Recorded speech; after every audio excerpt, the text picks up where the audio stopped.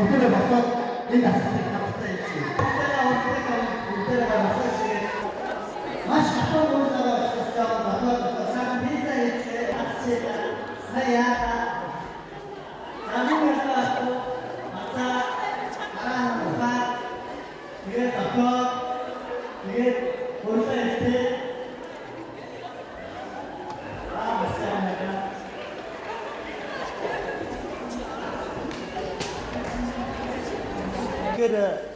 энэ танхим спортоор маш их зурагт юм байна. Яг тийм хайсны театрын зурагтай учраас тэгэхээр би бүтэн хоолойгоор хамгийн анхны өмнө хоолойны дуугаа бүтэн шидий.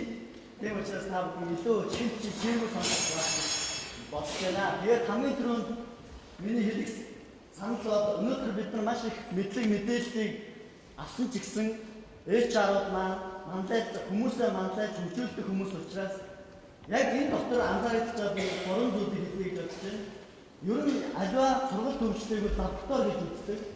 Хэрвээ химийн туршилт хийж гаднаас хоошоо орж ирвэл тэр туршилт бүтлгүй болоод дэлбэрэлттэй адилхан энэ бүх хүмүүс ямар нэгэн зүйлийг сурах гад бүгд сэтгэл зүрхээ зориулаад сууж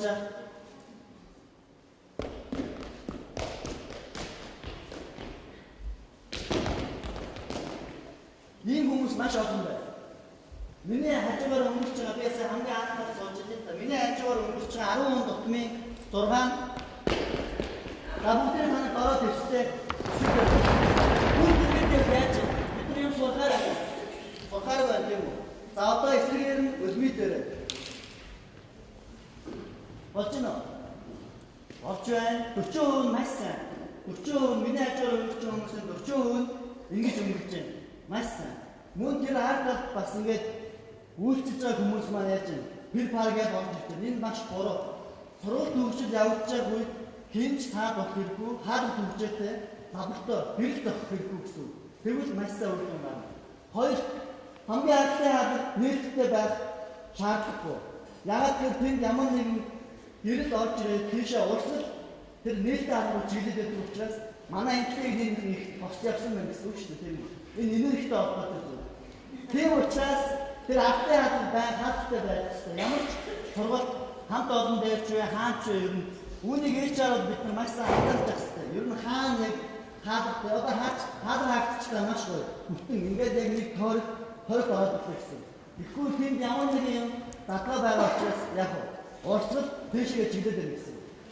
За ингээд энэ сургалтын дээрээс анзаарсан зүйлүүд маань энэ байна. Мөн миний сүүлийн үед компани дээр туршиж нэг 4 зүйлийг би хэлье гэж бодлоо. Сая үзүүлсэн зүйл бол манай компани цар бүр зохион байгуулалт үнэт зүйлийн өдөр гэдэг арга хэмжээ байгаа. Үнэт зүйлийн өдөр.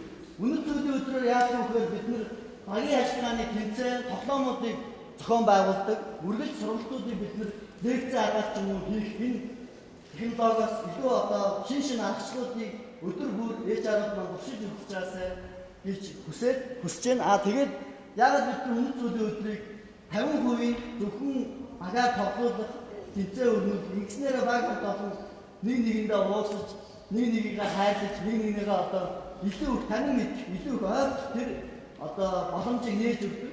Бусад үед ажилтны үед ч юм уу ажлын харилцаагаар нэг харилцах нэг өөр хүн ямар үед жинхэнэ үнэнгээсээ байдаггүй гэхээр нэг тоглож байгаа үедээ хоёр дээшээ өсөж байгаа үедээ жинхэнэ өөрийнхоороо байж байгаа.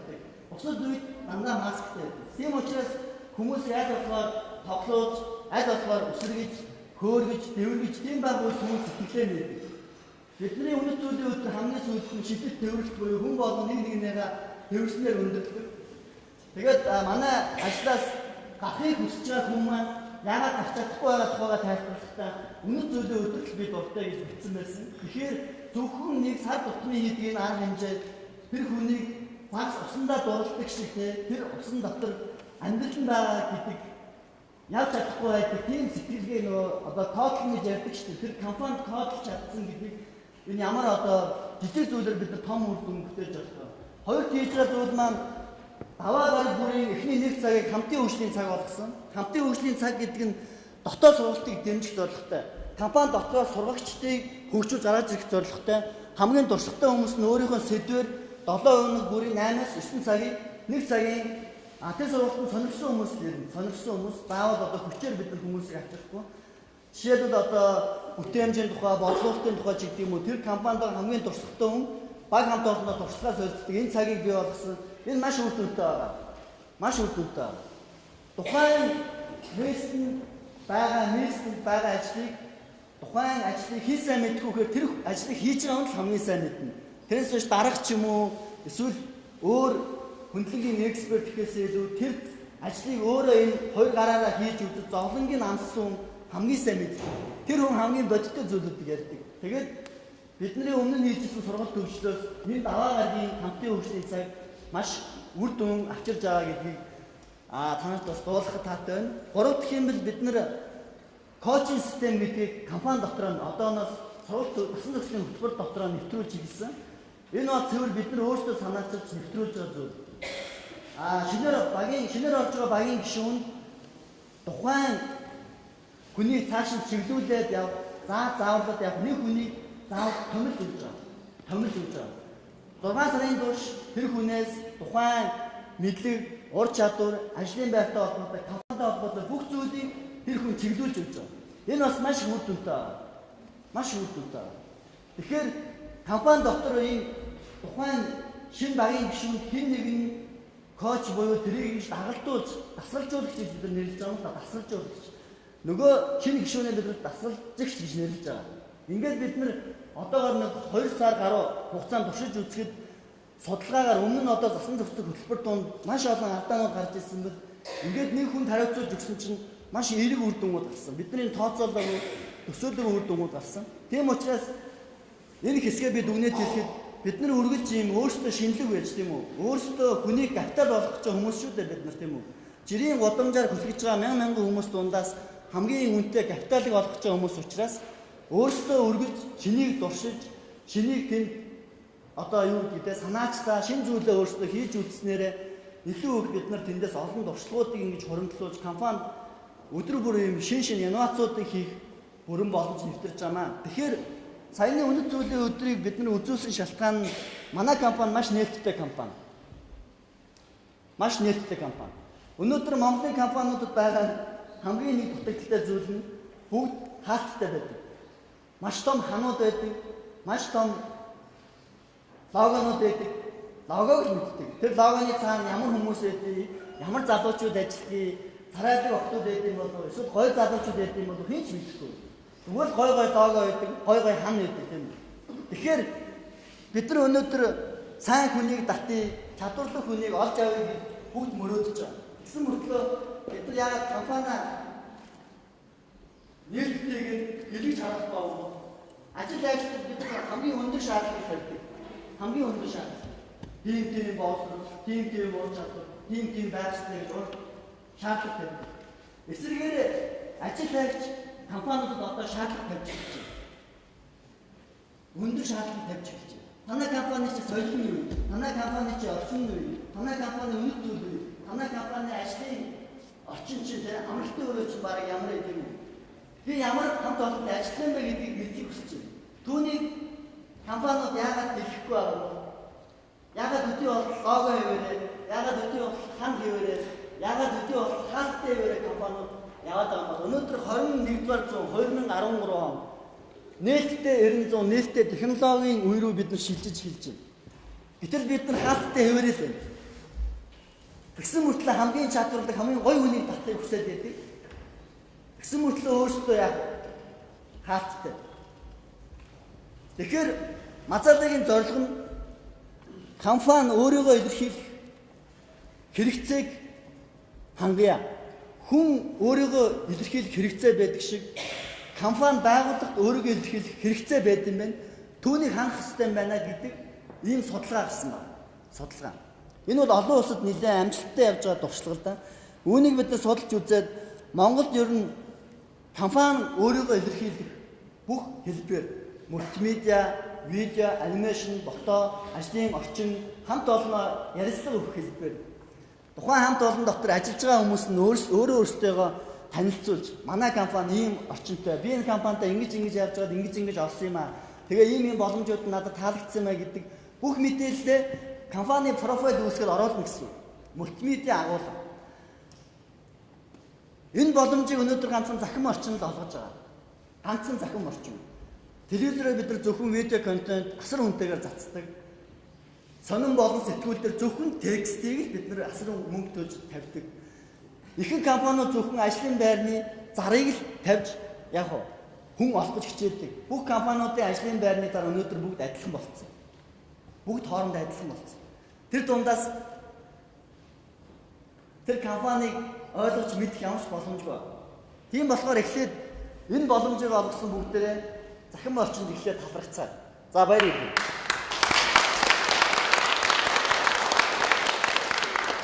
Захин орчин юугаараа өөр юм бэ гэхээр илүү визуал буюу хүнийг мэдээллийг богино хугацаанд их мэдээлэл авах боломжийг л олгож чадсан.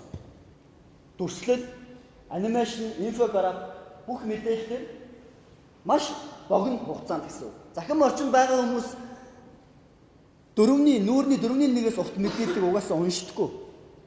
Өөрсдийнх нь тэр таймлайны урс хурдсан тийм хурдан байдаг учраас яах вэ гэхээр маш богино зэд их мэдээлэл авахыг хүсдэг.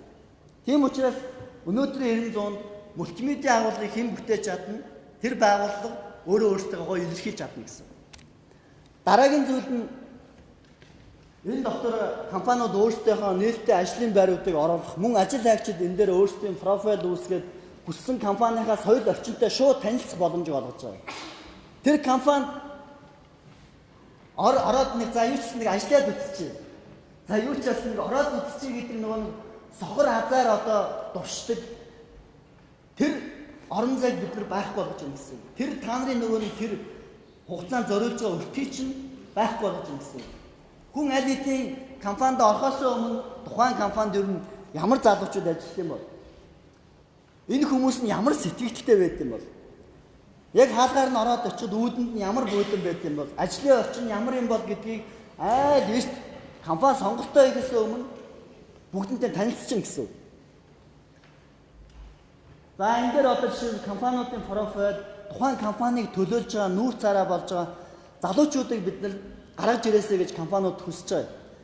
Хамгийн чадварлаг, хамгийн сайн, хамгийн хүчтэй байгаа залуучуудаараа нүүр цараа болгоосоо тийм үү? Personal branding-ийн эрен үе эхэлж шүү дээ. Бүгд л нуугдаад, бүгд л айгаад те. Нэг л ярьслага өгөхлөөр зөвхөн л нэг захирал гэдэг нэг том ийм Юли Цезар гарч ирээд ярьслага өгөх биш те. Үнэхээр гоё залуучууд нь тэнд өөртөө ихтэйгээр, өөртөө бардам хамт олноороо багтсан тэр ярьслагуудыг өгөөд түүгээрээ дамжуулж компанида илүү их одоо оног цуглуулаасаа гэж бид нар хүсэж байгаа. За нөгөө эсрэг талаас ажил хайгчдын үед энэ ажил олгогчдын үед олгож байгаа боломж байгаа. Нөгөө талд нь ажил хайгчдын үед олгож байгаа боломж байгаа. Тэгэхээр ажил хайгчдын үед бол өнөөдөр яаж юм гэхээр ажлын байрны доктор суурьшил тийм ээ. Өнөөдөр яг хэдэн хувийн хөлөнд байгаа юм аа судалгаараа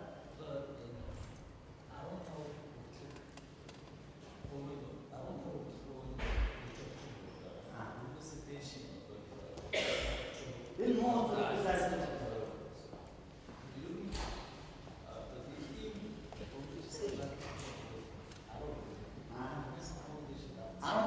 зайлшгүй. Энэ маш муу зүйл байна. Маш муу байна. Ягаад гэхээр бид нар хэд хаалттай байна гэсэн үг. Хаалттай байна. Хөдөлгөөн нь 15%-аас дээшээ байна шүү дээ. Та нарын тэр болгонд бид нар зардал гарч байгаа шүү дээ. Ажлын байран дээр нэг хөдөлгөөн гарах болгонд бид нар тэр хүнд 3 сар ч юм уу 4 сар 5 сар хөрөнгө оруулалт хийсэн байгаа шүү дээ. Тэр ажил дээр байгаа хугацаа болгонд компаниас зардал гарч идэв. Тийм учраас тэр зардлаа хэмнээчээл гэж байгаа.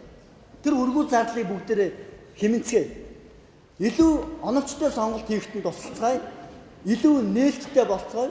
Нээлттэй болсноороо тухайн хүн өөрийнхөө мөрөөдчихсэн компаниг хурдан олоосоо. А тэгэхгүй над шиг одоо мэдээлэл технологийн 90-100-ны бус үед амьдарч байсан хүн шиг тийм үү? Эхлээд нэг компанид нэг жил ажиллаж үзээд дахиад дараагийнх нь дахиад нэг жил ажиллаж битгий ингээсээ. Яг л оновчтой сонголтыг хосууд тийм үү? Яг зөв учраас. Тийм учраас бид нар компаниуд болон чадварлаг мэргэжлүүдийг холбох хамгийн сайн гүүрэн бай. Тэгээд Мазалагийн боршуу тараагдсан байгаа. Мазалаа бизнесээр өнөөдөр Монголын хамгийн шилдэг 16 компани өнөөдрийн байдлаар гэрээгээд нэгтсэн байгаа. Тэгээд энэ тоог маш олон болгоосоо мөн Монголын бизнесийн соёл энэ Мазалаа програм нэг шинэ алхмыг авчирна. Бизнесийн соёлт шүү. Би том юм ярьж байна. Зөвхөн хүний нөөц биш. Энэ бол бизнесийн соёл шинэ алхмыг авчирж байгаа. Тийм програм шүү. Тийм учраас хүндээ хөрөнгө оруулдаг, хүний капитал болгодог, баялаг бүтээдэг, хүндээ хөрөнгө оруулах нь хамгийн чухал гэдгийг үргэлж ойлгож байдаг. HR-ууд энэ цугласан байгаа учраас бидний энэ төслийг дэмжээрэй. Тэгээд Монгол компаниудын бизнесийн соёлыг бүгдээ хамтдаа нэг алхам өргөжлүүлэх гэж хүсмээр байна. Тэгээд анхаарал тавьсан баярлалаа.